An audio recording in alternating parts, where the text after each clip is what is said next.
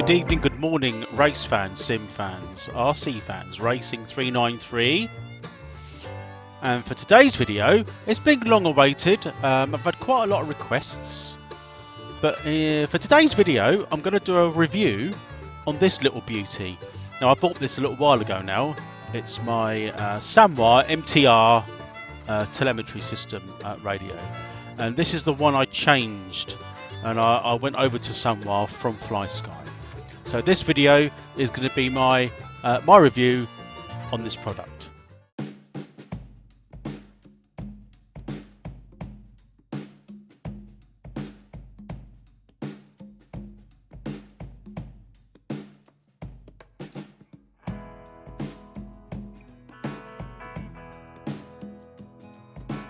So finally, this is going to be my review on my Sanwa MT-R telemetry system.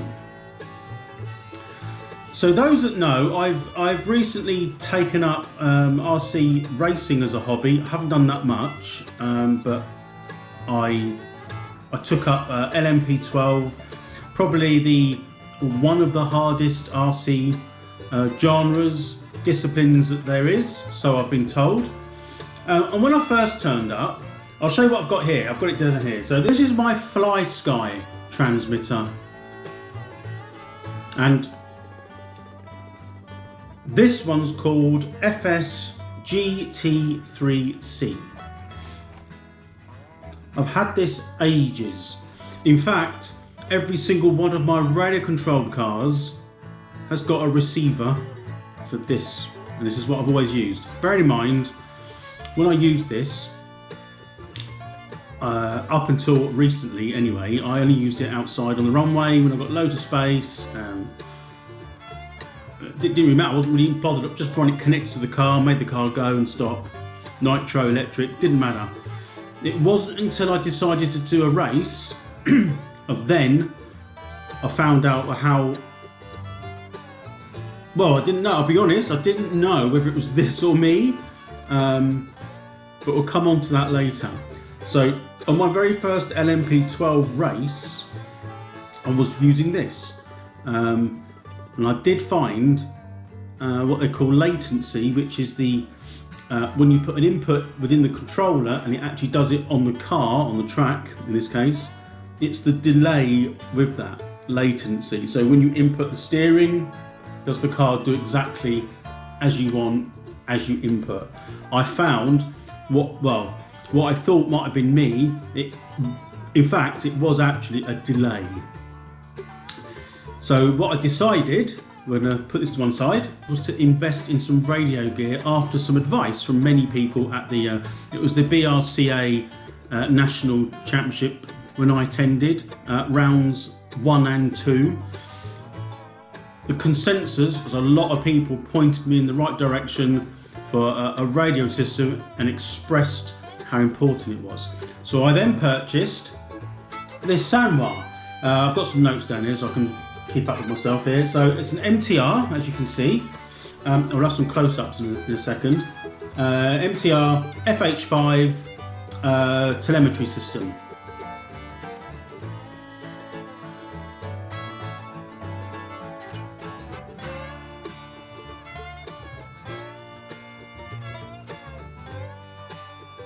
This one cost me, I think it's gone down in price, but I think I paid, it wasn't including postage, roughly about £225, maybe £230. A lot of the model shops do these anyway, you can get them online. I'd recommend going to a model shop rather than perhaps eBay, although they might sell them on eBay, but for me personally, they range from somewhere around 220 to maybe 250, 60 maybe, depends where you get them from. But currently, as of today when I recorded the video, these are $214.99 plus postage, so really, really good. They come with a receiver. Now the receiver that comes with this kit, now I haven't got one to show you. If I think of it, I'll put a picture up of it as I'm talking, but it's an RX493i. There's a range of these receivers which go with these transmitters, and that's the one that came with the kit. Now, features and key points of this. I suppose, let me show you a bit of a close-up. So it's a typical looking pistol grip transmitter. It's got all the usual features that even the FlySky had, and many of the digital range of transmitters. If you go back in the day to the old stick type of ACOMs or Futaba, there was just an on-off switch and a few trim controls, where this has got far more on it than I know and probably would use anyway. We'll come back to that in a second. But one of the important features here, let me just show you around it for a second. So it is very generic. It's got a nice screen on it, a nice foam wheel. It's also got, I don't know if you can see this underneath there. Let me just see if I can show this on camera. I will try some close-ups. So under there's a little adjustment for the trigger, and I believe that one there is a little adjustment for the wheel. So what you can do is you can change the tension of the wheel, how much resistance, and you can change where this sits, the trigger. Something which is quite unique. Probably a lot of radio systems do that nowadays. My FlySky never had that. So that's something, I've left this as I bought it really. I haven't actually changed this at all. It's got some, it reminds me a little bit of a radio link transmitter. If you know what a radio link transmitter, and what they look like, I've got one of them as well. It's very, very similar. What I mean by that is the layout. So we've got these trim controls here. You've got like your trim 1, trim 2 and trim 3. As we know, 1 to turn, 2 to burn. That's how I remember it anyway. Different modes on it with, you can have, you know, if you've got an extra, for example, if you run, I don't know, like a crawler with a winch and you've got an extra servo, it's got the features for that as well, which is useful. A typical on-off switch here, nice and easy. I can show you that. So it literally is just like an on-off switch. I'm hoping you can see that anyway. And we just click it on or off. Now this isn't a compare video. One of the things I didn't like about my FlySky was the on-off buttons here. So when you got it in storage, or in my case packaging, when I took it to a race meeting, inadvertently that got turned on, and I've got a rechargeable battery in this. By the time I got to the meeting, it was flat, but I didn't know that. So one of the things that's good on the Sanwa is the on-off switch is kind of at the back here. Now on top, let me just move the box. On top, I'll show you the screen. It's got a nice big screen, and here we've got like the controls for navigating the screen and doing the features. This is a 4-channel transmitter, so it would have your steering, your throttle, plus 2 extra. You can have, well, in the case of other types of RC hobby, lights, winch, gear change, something like that. Now I'm going to try and turn this on. Hopefully it's got 4. So like with most of these transmitters, you can store, I think, up to 10 modes, or 10 models, which is one of the reasons why I went for the FlySky. But nowadays a lot of the newer pistol grip and a lot of the other transmitters you can program to your heart's content. Now a lot of these features on here I haven't used. I've used the usual ones of like the end points, all the standard things like that, end points, reversing the servo, putting things in, centralizing things, making sure everything is where it should be. You can see here, you know, so typically when you turn the wheel, that comes on, and then you've got the trigger. Hope you can see that as well. You can see that being operative there both ways. So, but the thing I found a little bit fiddly is the menu navigation system. You've got an up and down arrow. So you've got two, that one there, let me just make sure I've got my, see that one there is up, that one's down, and that's like return. Or is that enter? I think it's enter. Yeah, it's got enter written on there. You've got enter, which is actually written on there. And then you've got back. So you kind of go up and down. You go up and down the menu. So here's like the settings here. You've got setting, auxiliary, model, timer, telemetry, and system. There's a lot that this does, which I'll be honest with you, I haven't even scratched the surface with, because it's not something which I, at the moment, at my level, see the need to use. For example, you've got like, I mean, it can time your car going round a fixed point. You've got timer mode, which that we've got now your car has a transponder, so, and you can get your live readings from that, from the track that you're at. So there's a lot on here that you don't use. I did find the sort of the navigation, the UI, if you like, a little bit. It's not confusing, but it's not natural. So to go through a couple of things on here, I'm going to turn it off so it doesn't flatten my battery. So I've got a few notes here which I'm going to read out to you. So a couple of the pros. It's super responsive, very comfortable to use.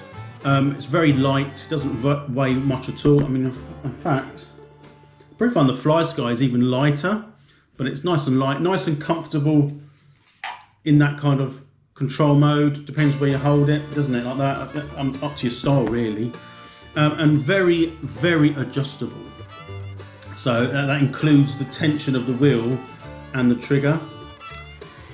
The cons, now, like I said, the menu's a bit fiddly.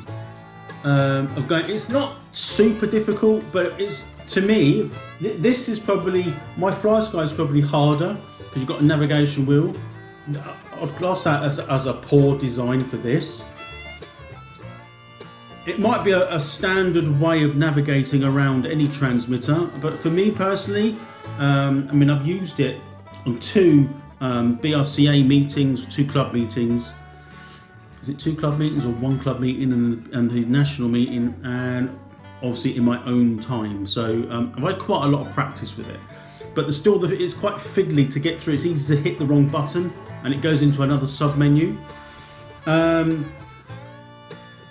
For complete beginners, it could be a little bit overwhelming, I suppose.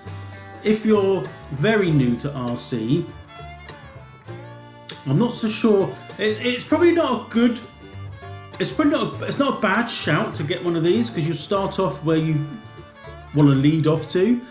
But for a noob, I would say it's quite complex. There's a lot of phrases and things used on these transmitters anyway, which someone that's new to RC might not understand. For example, EPA. I know everyone's out there going, I know what that is. Put your hands up.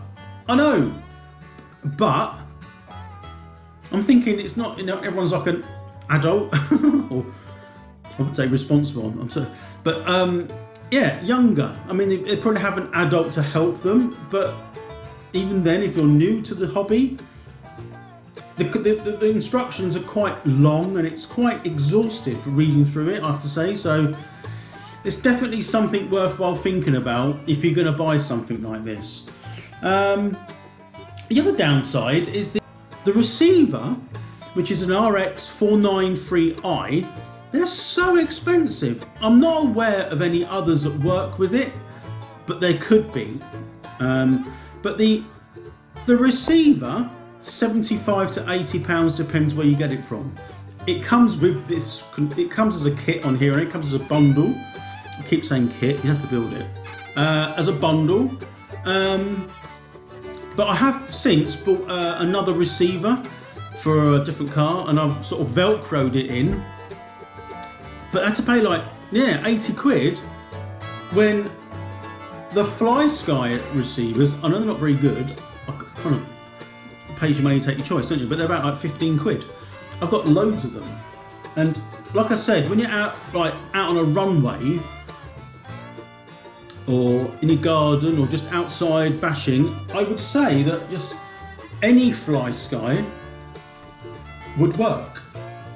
They're very cheap. They're probably about, you can get these up now like 30 quid, 30 pounds.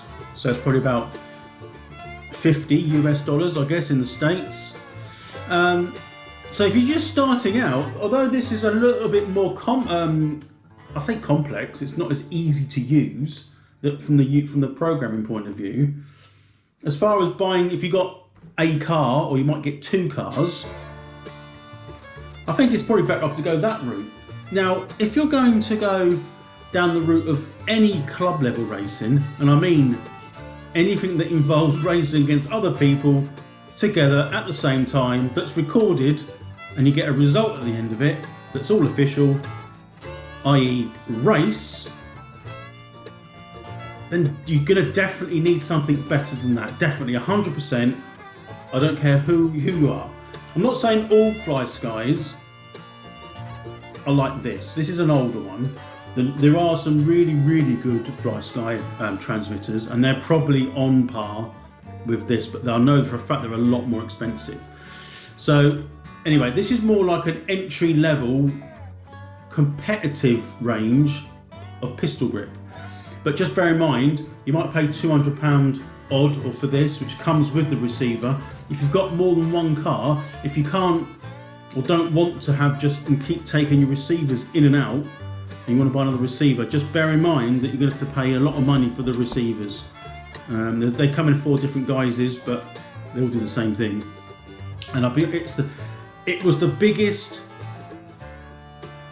jump I think I've ever had. So in conclusion, I'm comparing it with the FlySky.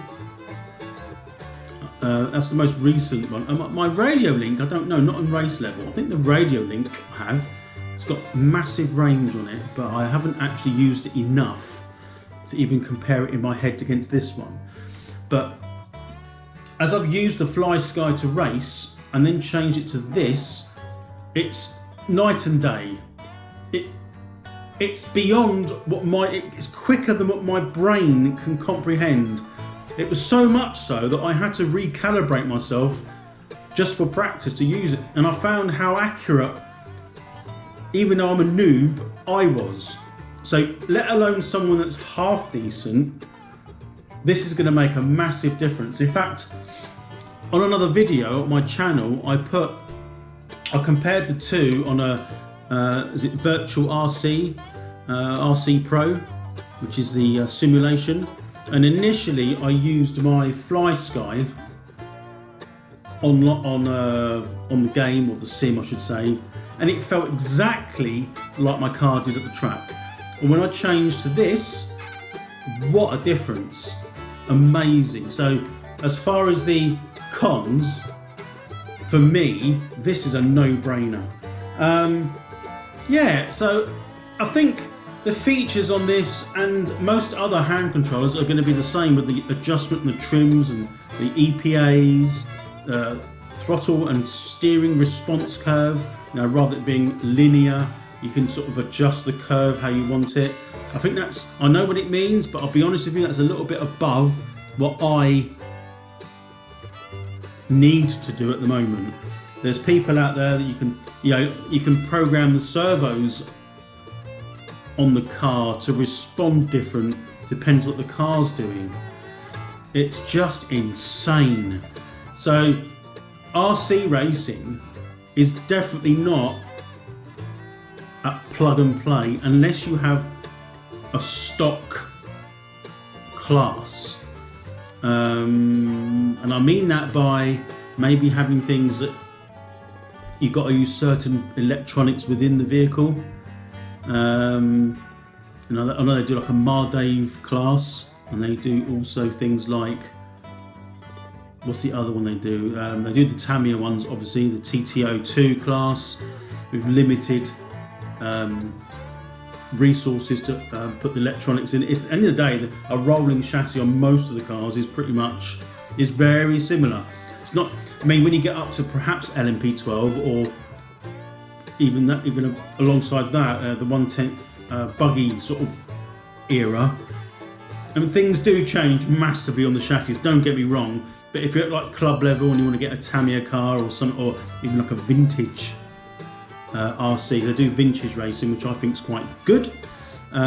Things are pretty much more standardised. So, but regardless of what you're using, what car you've got, this Sanwa MT-R telemetry system is definitely the way to go. So, just to sort of conclude, very pleased.